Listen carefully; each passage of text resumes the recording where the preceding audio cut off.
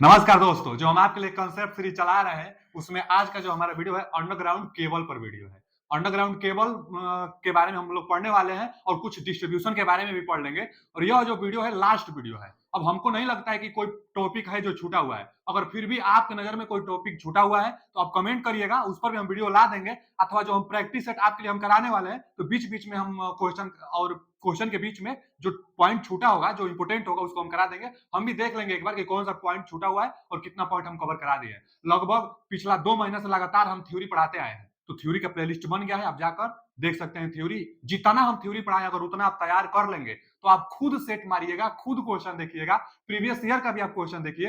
एक भी ऐसा क्वेश्चन नहीं होगा जो जितना हम पढ़ाए उससे बाहर है क्वेश्चन। और एग्जाम में भी आप देखिएगा, जब एग्जाम आएगा ना उस दिन भी हम रहेंगे और हम भी क्वेश्चन लेकर आएंगे और बताएंगे आपको कि कौन सा क्वेश्चन कहां से आया हुआ है। मतलब इससे बाहर कुछ नहीं आने वाला है। आप सीधा तैयार करिए, जितना हम पढ़ा रहे हैं तैयार करिए और हम भी जुड़े रहेंगे। थोड़ा टाइम मैनेजमेंट नहीं हो पा रहा है, इसलिए वीडियो आने में डिले हो जा रही है। टाइम मैनेजमेंट के अनुसार हम आपके लिए और अभी बेहतरीन करेंगे। डेली हम कोशिश कर रहे हैं कि डेली एक वीडियो दे, लेकिन टाइम मैनेजमेंट के कारण नहीं हो पा रहा है। तो आगे से हम कोशिश कर रहे हैं कि डेली एक वीडियो दे। और 50 क्वेश्चन बच्चे डिमांड कर रहे हैं तब ठीक है, हम कोशिश करते हैं कि एक वीडियो में 50 क्वेश्चन लेकर आए। लेकिन यही एक समस्या है, 50 क्वेश्चन अगर हम ले लेंगे और सभी क्वेश्चन को हम एक्सप्लेन करेंगे तो सोचिए कितना बड़ा वीडियो बन जाएगा। इसलिए बहुत ज्यादा क्वेश्चन नहीं ले पाते हैं। अगर चाहते हैं कि केवल हम क्वेश्चन ले ट्रिक लगवाएं तो कोई मतलब नहीं। वो तो आप भी कर सकते हैं, क्वेश्चन पढ़कर और ट्रिक लगा सकते हैं। क्वेश्चन का मतलब कुछ थोड़ा सा उस पर बताया जाए, इसलिए हम क्वेश्चन की संख्या थोड़ा कम रखते हैं। ठीक है, अगर क्वेश्चन और आप डिमांड कर रहे हैं तो कुछ क्वेश्चन और हम बढ़ाकर आगे से लेकर आएंगे। चलिए अंडरग्राउंड केबल को हम लोग पढ़ते हैं। अंडरग्राउंड केबल के बारे में देखिए बाबू, जो अंडरग्राउंड केबल है सबसे पहले तो इसका प्रयोग कहां करेंगे? अंडर अंडर, जैसे धरती के अंदर से केबल को बिछाई जाती है। ट्रांसमिशन लाइन दो प्रकार से होता है, एक ओवरहेड लाइन। ओवरहेड लाइन में इंसुलेशन जो वायर होता है उस पर इंसुलेशन की व्यवस्था नहीं की जाती है। और एक होता है अंडरग्राउंड केबल। अंडरग्राउंड केबल का भी प्रयोग बहुत ज्यादा किया जाता है, आप देखे भी होंगे। तो जो अंडरग्राउंड केबल होता है उसके बारे में हम लोग पढ़ने वाले हैं कि वो कैसे डिजाइन किया जाता है। और अंडरग्राउंड केबल बनाते टाइम तो पहले यही आपको ध्यान देना होगा कि जो मेन कोर होगा जिसमें धारा प्रवाहित होगी तो उस पर इंसुलेशन इतना अच्छा से करना होगा कि आपस में तीनों फेज शॉर्ट सर्किट न कर पाए और ना ही वह दाब के कारण शॉर्ट सर्किट हो पाए। तो बहुत ज्यादा सावधानी से उसको बनाई जाती है अंडरग्राउंड केबल को। तो उसी से क्वेश्चन बनता है, देखेंगे। लेकिन अंडरग्राउंड केबल को ना क्लासिफिकेशन किया जाता है, डिफाइन किया जाता है उसके वोल्टेज के आधार पर। अंडरग्राउंड केबल बहुत ज्यादा हाई वोल्टेज के लिए भी नहीं डिजाइन की जाती है। कितना कितना वोल्टेज के लिए यहाँ पर देखिए हम बता रहे हैं आपको। पहला कि लो टेंशन केबल कहलाता है, एलटी। एलटी लो टेंशन केबल। लो टेंशन केबल, अच्छा टेंशन का मतलब प्रेशर से समझिए, प्रेशर मतलब वोल्टेज समझिए, यानी लो वोल्टेज।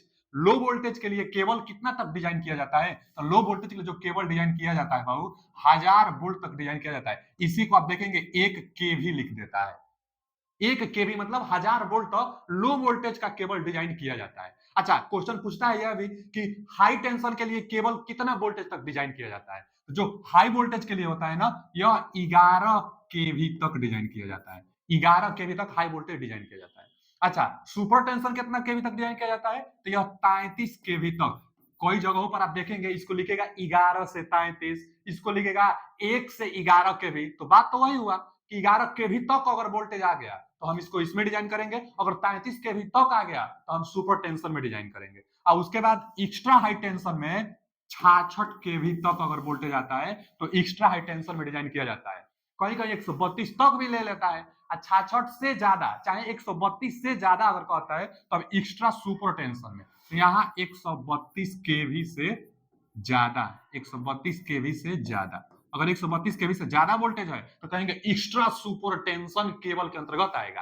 पूछता है क्वेश्चन एग्जाम में यही तीनों से सबसे ज्यादा। लो टेंशन तो सबसे ज्यादा पूछता है। क्यों पूछता है उसको ज्यादा? क्योंकि हम बताए थे जो ओवरहेड ट्रांसमिशन लाइन थी उसमें भी वोल्टेज का क्लासिफिकेशन किया गया था। कौन कौन किया गया था उसको देख लीजिए। कौन कौन वोल्टेज का क्लासिफिकेशन किया गया था? तो उसमें भी था एक लो वोल्टेज। देखिए हम यहाँ लिख दे रहे हैं कि कंफ्यूजन ना बना रहे। ओवरहेड के लिए हम लिख रहे हैं overhead transmission line. Overhead transmission line, overhead transmission line. Overhead जो ट्रांसमिशन लाइन था उसमें क्या था बाबू? उसमें था लो वोल्टेज। उसमें था लो वोल्टेज। जो लो वोल्टेज था हम बताए थे कि 250 वोल्ट तक अगर वोल्टेज आता है तो लो वोल्टेज कहलाता है। अच्छा, उसके बाद लो वोल्टेज के बाद बताए थे हम क्या चीज? तो मीडियम वोल्टेज बताए थे आपको।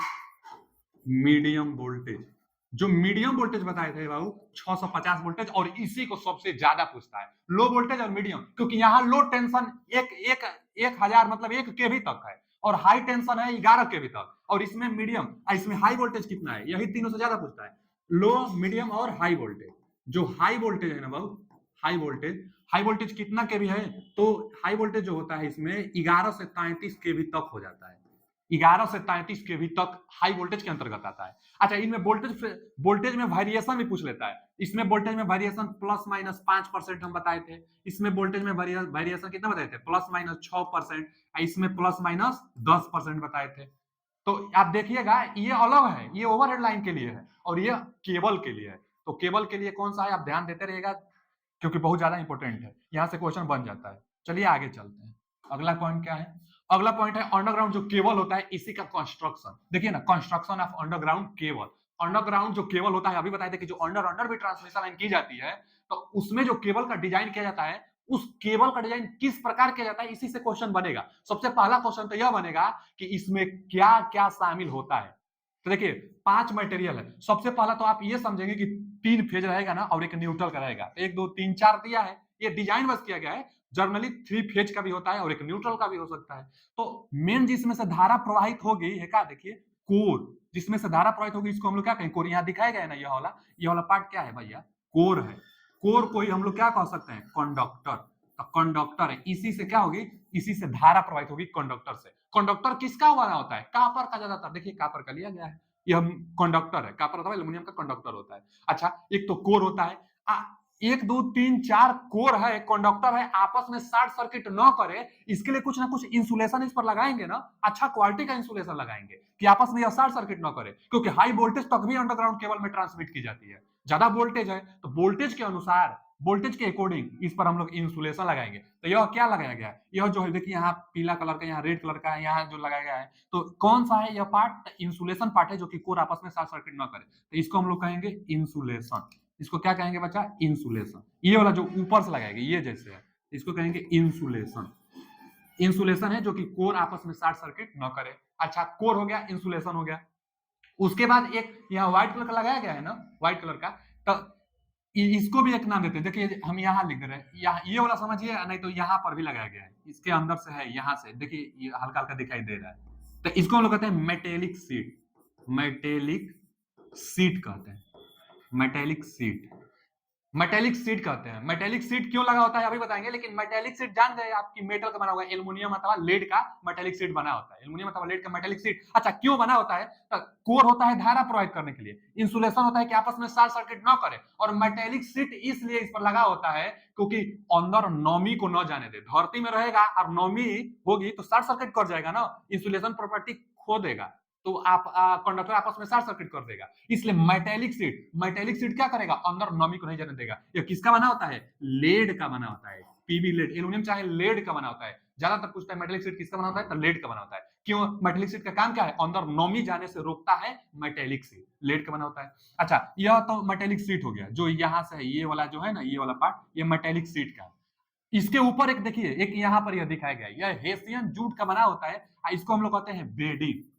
बेडिंग इसको कहते हैं, हेसियन टाइप का बना होता है, हेसियन चाहे जूट का भी इसको हम लोग बोल सकते हैं। बेडिंग किसका बना होता है, बेडिंग जूट का बना होता है। यह वाला जो पार्ट है यह बेडिंग का पार्ट है। अब इसका काम क्या है, तो देखिए यह बेडिंग है, और यह वाला जो पार्ट है ना, यह आर्मरिंग, आर आर्मरिंग, जो आर्मरिंग होता है बाबू, जो आर्मरिंग होता है ना, आर्मरिंग और जो यह मेटेलिक सीट है, इनके बीच में इंसुलेशन प्रोवाइड कराता है बेडिंग। यहाँ यहाँ जो आर्मरिंग है, आर्मरिंग किसका बना होता है, स्टील टेप का बना होता है। तो स्टील टेप का यह भी एक मेटल है, यह भी मेटेलिक सीट है, लेड का चाहे एल्युमिनियम का बना होता है, तो यह भी एक मेटल है। तो यह मेटल और यह मेटल आपस में रिएक्शन न कर ले, जंग न लगे इन दोनों के बीच में, इसलिए एक बेडिंग इसमें लगा दी जाती है। इंसुलेटिंग प्रॉपर्टी होता है बेडिंग का, क्योंकि यह जूट का बना होता है। बेडिंग किसका बना होता है भैया, यह जूट का बना होता है, यह जूट का बना होता है। और यह किसका बना होता है, स्टील टेप का, स्टील टेप का, स्टील टेप का ये, स्टील टेप का ये, नहीं तो इसको क्या कह सकते हैं, गैल्वेनाइज्ड स्टील का ये। तो गैल्वेनाइज्ड स्टील का आर्मरिंग बना होता है, देख सकते हैं भी है।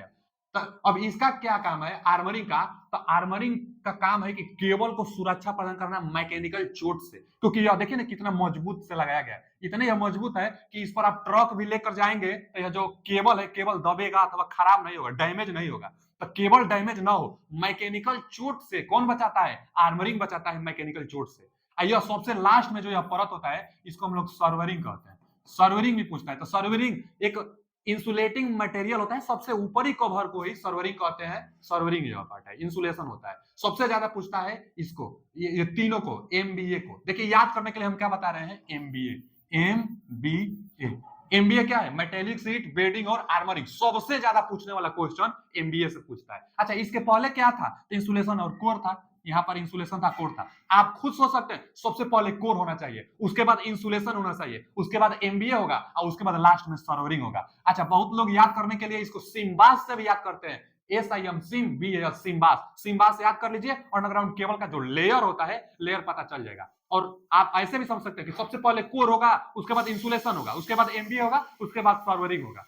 किसका कौन बना होता है हम लिख दिए हैं, किसका क्या काम है हम बता दिए। एक बार फिर से देख लीजिए कि कोर को शॉर्ट सर्किट से बचाता है इंसुलेशन, इंसुलेशन को नमी ना पहुंचे बचाता है मेटेलिक सीट, और मेटेलिक जो सीट होता है यह जंग ना लगे इसको सुरक्षा करता है बेडिंग, अथवा मेटेलिक सीट को मैकेनिकल चोट से बचाता है बेडिंग। मेटेलिक सीट को बचाता है बेडिंग, उसके बाद बेडिंग को बचाता है आर्मरिंग, चाहे पूरा केबल को बचाता है आर्मरिंग, आर्मरिंग को बचाता है सर्वरिंग। माने एक दूसरे को बचाते जाते हैं। बस आर्मरिंग जानिए, इसमें मैग्नेटिक गुण भी होता है, गैल्वेनाइट स्टील के बनाई जाती है। यह पूरा केबल को, यही आर्मरिंग है, पूरा केबल को सुरक्षा प्रदान करता है। तो यह कंस्ट्रक्शन का क्वेश्चन बहुत ज्यादा बनता है। आप भी इसको एकदम याद कर लीजिएगा, एकदम देख लीजिएगा। यहाँ लिख भी दिया है कि जो मेटेलिक सीट होता है एल्युमिनियम अथवा लेड का बना होता है, जो बेडिंग होता है जूट और हेसियन का बना होता है, और जो आर्मरिंग होता है यह जीआई अथवा स्टील टेप का बना होता है। इसमें मैग्नेटिक गुण होता है, इसमें मैग्नेटिक गुण होता है। व्हाइट कलर दिख रहा है ना, मैग्नेटिक गुण इसमें होता है, मैग्नेटिक गुण इसमें होता है। अच्छा, जो मैग्नेटिक गुण होता है किसमें? तो आर्मरिंग में। आर्मरिंग का काम क्या पूछता है भैया? जो आर्मरिंग होता है, आर्मरिंग मैकेनिकल चोट से बचाता है। मैकेनिकल, मैकेनिकल चोट से बचाता है, मतलब यांत्रिक, यांत्रिक, यांत्रिक चोट, चाहे यांत्रिक शक्ति, यांत्रिक शक्ति से, यांत्रिक शक्ति से बचाता है। यांत्रिक, यांत्रिक जो शक्ति होगी, यांत्रिक जो बल होगा, यांत्रिक बल से बचाता है। यांत्रिक बल से बचाता है पूरा केबल को, केबल को यांत्रिक बल से केबल को बचाता है, केबल को बचाता है, चाहे सुरक्षा प्रदान करता है। केबल को क्या करता है? सुरक्षा, केबल को सुरक्षा आर्मरिंग करेगा, अब बाकी तो एक दूसरे को सुरक्षा करेंगे। ठीक है, कंस्ट्रक्शन से था। अगला जो पॉइंट लिया है, insulation resistance of cable. Insulation resistance of cable, cable का इंसुलेशन रेजिस्टेंस है। इंसुलेशन जो रेजिस्टेंस होता है वह मेगा ओम में होता है, और इंसुलेशन जो रेजिस्टेंस होता है केबल का, उसके लिए फॉर्मूला ये वाला है, ये वाला उसके लिए फॉर्मूला है। इसमें कुछ नहीं याद करना है, फॉर्मूला आपको नहीं याद करना है, याद बस ये करना है कि केबल की लंबाई और इंसुलेशन प्रतिरोध एक दूसरे के व्युत्क्रमानुपाती होता है। यानी जो रेजिस्टेंस होगा किसका भैया? इंसुलेशन का, इंसुलेशन, इंसुलेशन जो रेजिस्टेंस होगा इंसुलेशन का, वह लंबाई के व्युत्क्रमानुपाती होता है। माने लंबाई बढ़ेगा तो इंसुलेशन प्रतिरोध कम होगा, लंबाई बढ़ेगा तो इंसुलेशन प्रतिरोध कम होगा। एकदम जानते रहिएगा, यही एक है कि जो उल्टा होता है। नहीं तो जनरली हम लोग कंडक्टर का क्या पढ़ते हैं, कंडक्टर में क्या पढ़ते हैं? आर बराबर रो यल बटा में ए। तो यहां देखिए ना, यह किसके लिए होता है? यह कंडक्टर के लिए होता है लल्ला। यह जो होता है ना, यह कंडक्टर के लिए होता है। यानी लंबाई बढ़ेगी तो रेजिस्टेंस बढ़ेगा। कंडक्टर में होता है कि लंबाई बढ़ाने से रेजिस्टेंस बढ़ जाता है, लेकिन लंबाई बढ़ाने से रेजिस्टेंस कम होता है। तो यह इंसुलेशन के लिए है। जो जो कंडक्टर होती है और उसके ऊपर जो इंसुलेशन लगा होता है उसके लिए यह है। व्युत्क्रमानुपाती होता है, एकदम जानते रहिएगा। आगे केबल का कैपेसिटेंस यहाँ पर दिया गया है फॉर्मूला। तो केबल कैपेसिटेंस में लंबाई के अनुक्रमानुपाती होता है, यह जानते रहिएगा, यह फॉर्मूला है। कहीं दिख जाएगा तो आप ट्रिक लगा दीजिएगा, पूछता नहीं है, न्यूमेरिकल भी इस पर नहीं बनेगा। हाँ, ये पूछता है लंबाई के किस प्रकार निर्भर करता है। तो केबल कैपेसिटेंस का यह फॉर्मूला है और यह रेजिस्टेंस का फॉर्मूला है। अगला क्वेश्चन लिया गया है कि डाइलेक्ट्रिक स्ट्रेंथ। सबसे पहले हम बताया था ना कि डाइलेक्ट्रिक स्ट्रेंथ का मात्रक पूछ लेता है। तो हम एयर के लिए, जब कोरोना हम पढ़ा रहे थे आपको, तो हम बताए थे कि जो एयर का डाइलेक्ट्रिक स्ट्रेंथ होता है कितना होता है। देखिए ना, हम क्या बताए थे, एयर के लिए डाइलेक्ट्रिक स्ट्रेंथ, इसको हम लोग जी से डिनोट करते हैं। तो एयर के लिए कितना होता है 30, हम बताए थे, किलो वोल्ट प्रति सेमी, लेकिन यह पीक वैल्यू में होता है। यह किसमें होता है? पीक मान है 30 केवी 1 सेमी की दूरी पर, और 21.2 हम बताए थे केवी प्रति सेमी, यह आरएमएस मान में हम बताए थे। आरएमएस मान में हम बताए थे 21.2 केवी। तो पहले तो डाइलेक्ट्रिक स्ट्रेंथ का क्या मात्रक मिल रहा है? केवी प्रति सेमी, कभी कभी केवी प्रति मिमी भी दे देता है, तो मिमी माने किलो वोल्ट प्रति सेमी अथवा मिमी, जो भी ऑप्शन देगा वो डाइलेक्ट्रिक स्ट्रेंथ का मात्रक होता है। इतना बताया था डाइलेक्ट्रिक स्ट्रेंथ वह प्रॉपर्टी है जिस पर इंसुलेटिंग मटेरियल अपना गुण खो देता है। इंसुलेटिंग प्रॉपर्टी खो देने को ही डाइलेक्ट्रिक स्ट्रेंथ कहते हैं। अच्छा जी, 1 सेमी की दूरी पर इतना केवी तक एयर सहन कर सकता है। तो डाइलेक्ट्रिक स्ट्रेंथ का फॉर्मूला क्या होता है? तो डाइलेक्ट्रिक स्ट्रेंथ का यही फॉर्मूला होता है। और जो केबल है, तो मान लीजिए यह क्या है? यह तो कोर है, यह जो हम बनाए नहीं इतना, यह कोर है, यह कोर है, और कोर पर यह इंसुलेशन है। इधर इंसुलेशन की मोटाई यही डी है। डी क्या है यहाँ पर? इंसुलेशन की मोटाई। डी तो पूरा व्यास, पूरा इसका बड़का का व्यास समझ लीजिए डी, और छोटका का व्यास समझ लीजिए स्मॉल डी, छोटे वाला का व्यास स्मॉल डी। अब क्या करिए ना कि अगर इंसुलेशन की मोटाई आपको निकालनी होगी तो क्या करेंगे कि बड़का का रेडियस में से छोटका वाला का रेडियस आप घटा दीजिएगा, तो इंसुलेशन की मोटाई नहीं मिल जाएगी, इंसुलेशन की मोटाई मिल जाएगी। तो यहाँ पर कैपेसिटेंस भी कुछ बनेगा, डाइलेक्ट्रिक स्ट्रेंथ भी बनेगा। डाइलेक्ट्रिक स्ट्रेंथ बनेगा, कैपेसिटेंस कैसे? मान लीजिए एक कंडक्टर है, कहीं और अंडरग्राउंड केबल में तो पास ही पास में तीनों कंडक्टर होता है, तो एक और कंडक्टर होगा, तो यहां से भी कंडक्टर में धारा, एक और कंडक्टर में सी धारा, तो दो कंडक्टरों के बीच में यहाँ पर डाइलेक्ट्रिक मटेरियल आएगा, तो कैपेसिटेंस काम करेगा ना, इसीलिए कैपेसिटेंस का फॉर्मूला हम पीछे लिखे थे। और डाइलेक्ट्रिक स्ट्रेंथ भी बनेगा। तो सबसे ज्यादा यह पूछना है कि डाइलेक्ट्रिक स्ट्रेंथ कहां पर ज्यादा और कहां पर कम होता है। यहाँ जैसे देखिए यह कंडक्टर है, तो कंडक्टर का सरफेस है, और एक इंसुलेशन का सरफेस यहाँ पर है, तो कहां ज्यादा कहां कम? तो यह फॉर्मूला है। फॉर्मूला में देखिए ना, जो त्रिज्या है इसके व्युत्क्रमानुपाती है, माने ज्यादा जो मान रखेंगे उसका मान कम आएगा। तो बड़ा वाला अगर मान रखेंगे कैपिटल डी अगर रेडियस रखेंगे इतना, ये ज्यादा है, तो ज्यादा रखेंगे तो इसका मान कम आएगा। और छोटा रखेंगे तो इसका मान क्या आएगा? जितना कम तो इसका मान उतना ज्यादा आएगा। तो यहाँ पर डाइलेक्ट्रिक स्ट्रेंथ ज्यादा होगा और बाहर में डाइलेक्ट्रिक स्ट्रेंथ कम होगा। कितना होगा आप निकाल भी सकते हैं, अगर निकालना भी चाहे ना तो आप यहाँ पर बस यही तो रखना है, ये सब तो फिक्स होता है, यहीं पर बस रख देना है आपको रेडियस, रेडियस रखना है। जैसे देखिए जी बराबर क्या फॉर्मूला है? v बटा में फॉर्मूला है r, r रखेंगे हम, चलिए हम ये वाला रख दे रहे हैं। तो रेडियस चाहिए, तो टोटल व्यास हमको दिया होता है, कंडक्टर का व्यास मालूम होता है, तो इसके व्यास का आधा कर देंगे, d/2 कर देंगे, व्यास का आधा रेडियस मिल जाएगा। लाग डी बटा में डी है, ये जो फॉर्मूला में है लाग डी बटा में डी। कैपिटल डी क्या है? तो पूरा कंडक्टर का व्यास है। स्मॉल डी क्या है? कंडक्टर का व्यास। कैपिटल डी पूरा इंसुलेशन सहित व्यास होता है। अब यहां से यह दो ऊपर चला जाएगा, तो यह फॉर्मूला आएगा। तो अब देखिए यह डी लिया है छोटका के लिए, तब कम लिया है तो इसका मान ज्यादा आएगा, तो यह मैक्सिमम के लिए आएगा। एक आएगा मिनिमम के लिए, जी मिनिमम के लिए। जी मिनिमम के लिए कब आएगा? जब ज्यादा रखेंगे, तो ज्यादा रखेंगे तो d/2 रखेंगे, तो यहां से क्या आ जाएगा? v बटा में d/2 लाग d बटा में d, यह फॉर्मूला आएगा। तो यह आएगा मिनिमम के लिए, क्योंकि हम ज्यादा लिए हैं। यही जी मैक्सिमम जी मिनिमम करेंगे, यह और यह कट जाएगा, बस क्या आ जाएगा? देखिए ये 2 भी कट जाएगा, लाग डी बाई बी भी सब कट जाएगा, बस डी और कैपिटल डी में समान बचेगा। तो वही लिखा गया है, जो कि बहुत ज्यादा इंपोर्टेंट है। इससे न्यूमेरिकल, जब हम प्रीवियस ईयर के क्वेश्चन करा रहे थे बीएसपीसीएल का, तो उसमें इस पर एक न्यूमेरिकल पूछा था। आपको कुछ ध्यान नहीं देना है, बस डाइलेक्ट्रिक स्ट्रेंथ का मात्रा क्या होता है, और ये ध्यान दीजिएगा कि जी मैक्सिमम बटा में जी मिनिमम बराबर डी बटा में डी। मैक्सिमम कहाँ होता है? मैक्सिमम का, अच्छा ये उल्टा समान में भी है, ये मत सोचिएगा कि जी मैक्सिमम है यानी यहाँ पर मैक्सिमम, नहीं नहीं नहीं। डाइलेक्ट्रिक स्ट्रेंथ पूछता है क्वेश्चन, डाइलेक्ट्रिक स्ट्रेंथ कंडक्टर के सरफेस पर मैक्सिमम तथा इंसुलेशन के सरफेस पर मिनिमम होता है। यहां पर मिनिमम डाइलेक्ट्रिक स्ट्रेंथ और यहां पर मैक्सिमम डाइलेक्ट्रिक स्ट्रेंथ होगा। यह फॉर्मूला देखिए क्वेश्चन यहां से बनता है, ये फॉर्मूला आप याद कर लीजिएगा। डी क्या है? पूरा पूरा व्यास है, और स्मॉल डी क्या है? बस कंडक्टर का व्यास है। ठीक है, आगे चलते हैं। अगला क्वेश्चन है इकोनॉमिकल कंडक्टर साइज, ये तो हम बताए थे। अब देखिएगा ट्रांसमिशन लाइन वाला हम बताए थे, बहुत इंपॉर्टेंट है। केल्विन लॉ से कंडक्टर का इकोनॉमिकल साइज हम लोग ज्ञात करते हैं। जैसे यही डिसाइड करता है ना जी का मान, डाइलेक्ट्रिक स्ट्रेंथ से ही डिसाइड होता है कि कंडक्टर का जो इंसुलेशन लगाएंगे हम कितना मोटा लगाएंगे, वोल्टेज पर निर्भर भी करता है। जितना वोल्टेज रहेगा इंसुलेशन उतना अच्छा और उतना मोटा करना पड़ेगा, तो कंडक्टर का साइज बढ़ेगा, तो वही कंडक्टर का कास्ट बढ़ेगा। तो वही कंडक्टर का कास्ट किस नियम से निर्धारित करेंगे? केल्विन लॉ से, केल्विन लॉ से हम लोग डिसाइड करेंगे। अच्छा ई का मान जो यहाँ पर लाग दिख रहा था आपको, यहाँ पर जैसे देखिए ना फॉर्मूला में लाग ई डी बटा में डी होता है, log E D बटा में D, log E D बटा में D होता है। तो वही E का मान जो D बटा D होता है, इसका मान एक बार पूछा था तो 2.718 होता है। यह फिक्स मान है, आप जानते रहिएगा कि 2.718 E का यह मान होता है। ठीक है ना, इंपोर्टेंट था इसलिए हम लिख दिए हैं। आगे अंडरग्राउंड केबल में जो फॉल्ट हो सकते हैं, कौन कौन सा फॉल्ट होगा? तो फॉल्ट भैया ओपन सर्किट होगा, शॉर्ट सर्किट होगा और अर्थ फॉल्ट होगा। इसको निकालने के लिए मेगर से भी हम लोग चेक कर सकते हैं।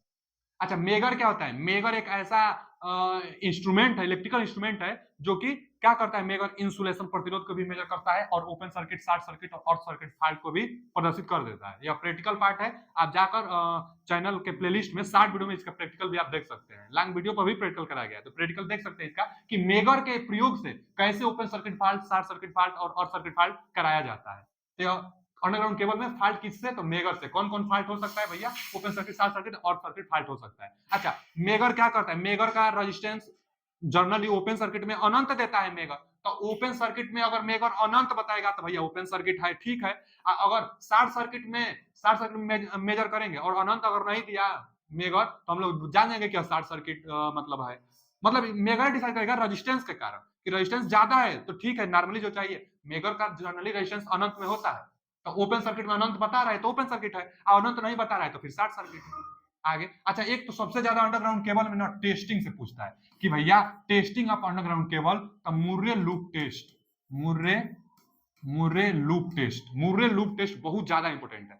अब पूछता क्वेश्चन यह है कि मुर्रे लूप टेस्ट किस सिद्धांत पर काम करता है? तो भैया व्हीट स्टोन बैलेंस ब्रिज के सिद्धांत पर काम करता है। माने व्हीट स्टोन बैलेंस प्रिंसिपल लिखा गया है, तो व्हीट स्टोन बैलेंस ब्रिज पर काम करता है कौन सा? तो मुर्रे लूप टेस्ट। अच्छा, मुर्रे लूप टेस्ट कहां आता है? तो अंडरग्राउंड केबल में।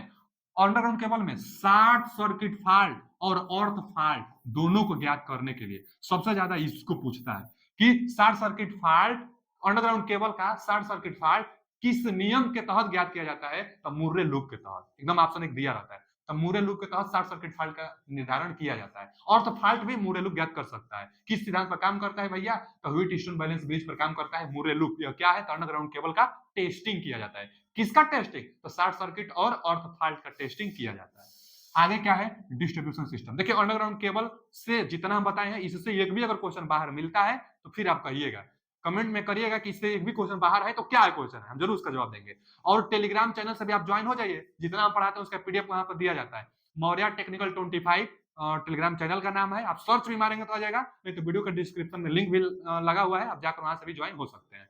पीडीएफ और कुछ भी क्वायरी है, कोई भी क्वेश्चन है आपको, जो भी कुछ पूछना है, आप टेलीग्राम चैनल में भी आप वहां पर जाकर आप कमेंट कर सकते हैं, उसका जवाब आपको दिया जाएगा, जो भी सोल्यूशन होगा बताया जाएगा आपको। चलिए, डिस्ट्रीब्यूशन सिस्टम से जो जो क्वेश्चन बनता है उसको हम बता देते हैं। डिस्ट्रीब्यूशन सिस्टम में जो सप्लाई आती है तो सब स्टेशन तक आएगी, यह सब स्टेशन तक है। सब स्टेशन क्या होता है? यहाँ 33 केवी का सप्लाई आता है और यह 11 केवी में कन्वर्ट करके आगे भेजता है, 11 केवी में कन्वर्ट करके आगे भेजता है। पूछता क्वेश्चन यह है कि जो सब स्टेशन होता है यहाँ से आगे सप्लाई दी जाती है, तो यहाँ से जो बड़े बड़े कंज्यूमर होते हैं ना, उनको सप्लाई दे दी जाती है। तो बड़े बड़े कंज्यूमर को कहां से दी जाती है? यहीं से सप्लाई दी जाती है। इसका क्या नाम है? इसका नाम बचा ना, फीडर नाम है। इसका नाम क्या है? फीडर नाम है।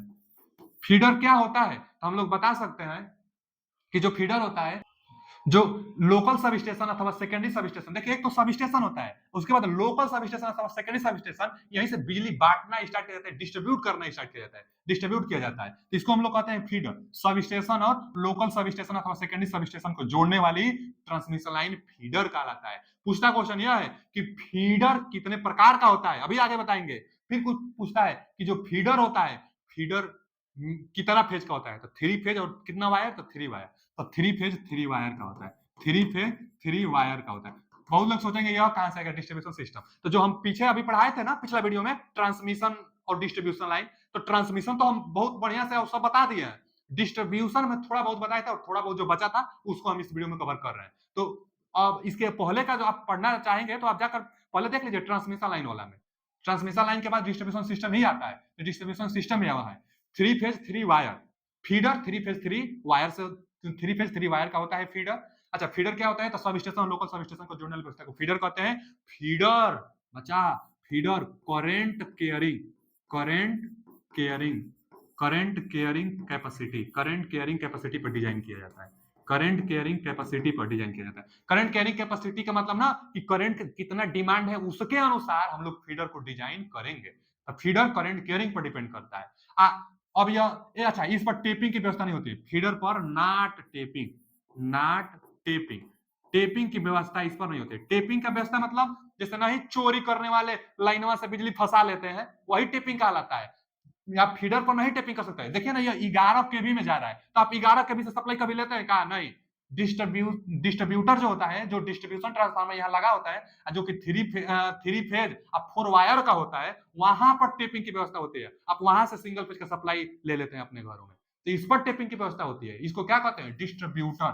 इसको क्या कहते हैं? डिस्ट्रीब्यूटर। इसको डिस्ट्रीब्यूटर कहते हैं। क्या होता है डिस्ट्रीब्यूटर?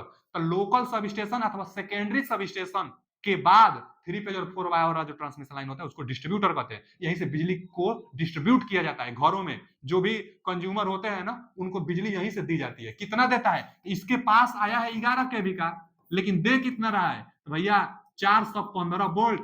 और 3 फेज लेंगे तो, अगर सिंगल फेज लेंगे तो 230 वोल्ट। सिंगल फेज का मतलब जैसे यहाँ क्या है? आर है, यह वाई है, यह बी है और यह न्यूट्रल है। तो एक न्यूट्रल से ले लेंगे और एक फेज ले लेंगे तो आपके घरों में 230 वोल्ट की सप्लाई आएगी। यह क्या है? यह कंज्यूमर।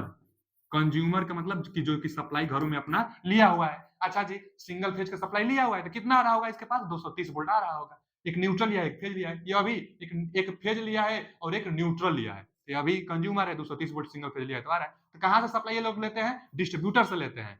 अच्छा, डिस्ट्रीब्यूटर की डिजाइन किस पर की जाती है? फीडर की करंट कैरिंग कैपेसिटी पर, डिस्ट्रीब्यूटर की वोल्टेज ड्रॉप पर। क्वेश्चन पूछता है तो जो डिस्ट्रीब्यूटर होता है बच्चा, वोल्टेज ड्रॉप पर। वोल्टेज ड्रॉप, वोल्टेज जो ड्रॉप होता है उस पर, उस हिसाब से डिजाइन डिस्ट्रीब्यूटर की जाती है। अच्छा, जो कंज्यूमर लोग होते हैं, जो सप्लाई अपने घरों में लेते हैं, उस जो जिस वायर से लेते हैं डिस्ट्रीब्यूटर से और अपने लोड तक जिस वायर से सप्लाई अटैच करते हैं, इसको हम लोग सर्विस मेंस कहते हैं। सर्विस हिंदी इंग्लिश दोनों सेम नाम देता है, service mains. Service mains, service mains English या हिंदी दोनों सेम नाम देता है। तो सर्विस मेंस इसको कहते हैं। कौन सा वायर? जो डिस्ट्रीब्यूटर से घरों तक जिस केबल से हम लोग सप्लाई लेते हैं उसी को सर्विस मेंस कहते हैं। डिस्ट्रीब्यूटर जो ट्रांसफार्मर के बाद, डिस्ट्रीब्यूशन ट्रांसफार्मर के बाद जो जाता है, क्या कनेक्शन होता है? लोकल सब स्टेशन चाहे सेकेंडरी सब स्टेशन का कनेक्शन कौन सा होता है भैया? तो डेल्टा से स्टार होता है। तभी तो यहाँ से एक न्यूट्रल आपको मिलेगा और यह तीनों फेज देगा आपको। तो डेल्टा से स्टार होता है और यहाँ स्टार डेल्टा होता है और यहाँ पर क्या होता है? डेल्टा से स्टार। अच्छा, जर्नली आप जानते रहिएगा कि जो डेल्टा से स्टार होता है यह वोल्टेज को बढ़ाता है, लेकिन डिस्ट्रीब्यूशन ट्रांसफार्मर ऐसा होता है जो कि वोल्टेज को घटाता है। यही एक है। बाकी कहीं भी डेल्टा स्टार आपको दिखेगा तो वोल्टेज को बढ़ाएगा। क्यों? क्योंकि भैया डेल्टा में voltage, line voltage phase voltage बराबर होता है, जबकि स्टार में क्या होता है? तो जो लाइन वोल्टेज होगी कौन 3 गुना होगा फेज वोल्टेज का।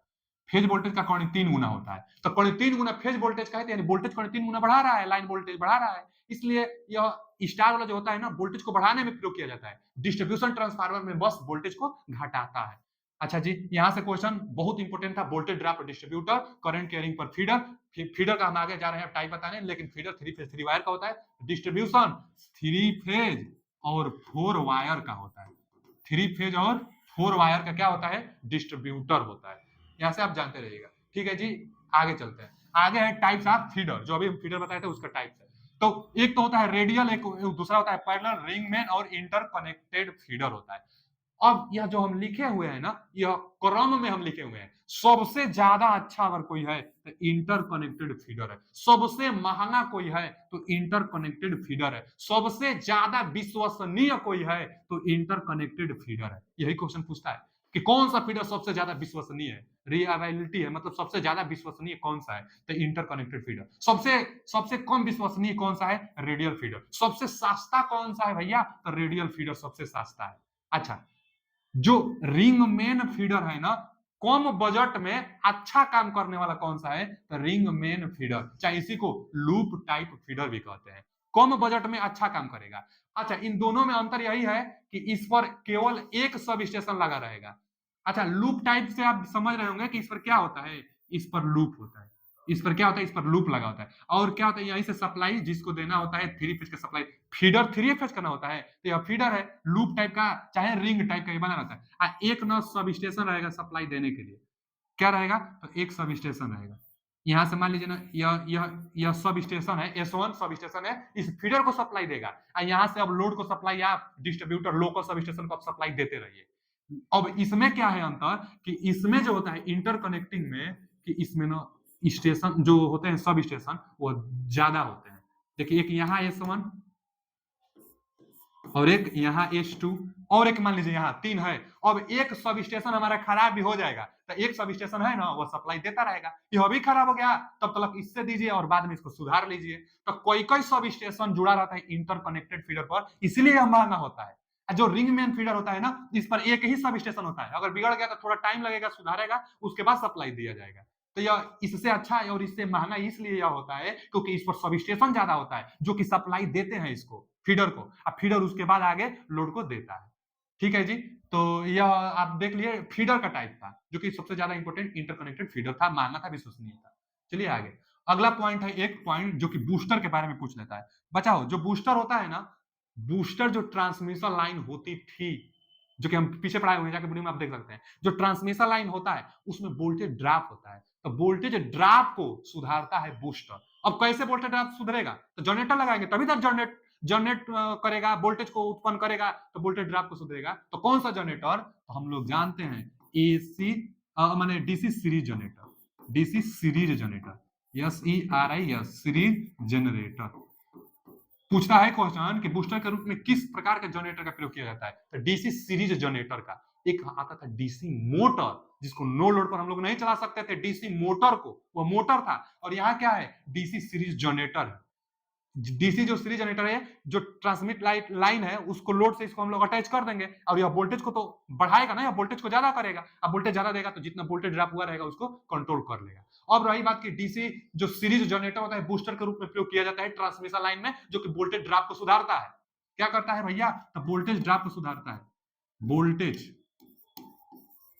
जो वोल्टेज ड्रॉप होगी, जो वोल्टेज ड्रॉप होगी उसको क्या करेगा, वोल्टेज ड्रॉप को यह कंट्रोल करेगा, सुधारेगा। लेकिन यह डीसी सीरीज जनरेटर जो बूस्टर में प्रयोग कर रहे हैं, जनरेटर है, इसको तो मैकेनिकल एनर्जी चाहिए, तो इसको कौन चलाएगा, तो शंट डीसी ना चलाएगा। तो डीसी में चाहे इंडक्शन मोटर भी प्रयोग कर सकते हैं, ज्यादातर प्रयोग किया कौन सा किया जाता है, तो डीसी शंट मोटर, डीसी जो शंट मोटर होता है। अब रही बात की डीसी शंट मोटर ही क्यों, तो भैया जो डीसी शंट मोटर था कांस्टेंट स्पीड से गति करता था, और इसको कांस्टेंट स्पीड से रोटेट कराएगा, क्योंकि रोटेटिंग चाहिए कि कांस्टेंट स्पीड से रोटेट कराए। तो डीसी शंट मोटर हम लोग प्रयोग करेंगे जो कि कांस्टेंट स्पीड से डीसी सीरीज जनरेटर को रोटेट करेगा, और डीसी सीरीज जनरेटर रोटेट करेगा, बिजली देगा, वोल्टेज आपको सुधारेगा बूस्टर के रूप में, हम लोग इसका प्रयोग करते हैं। यही क्वेश्चन सबसे ज्यादा पूछता है।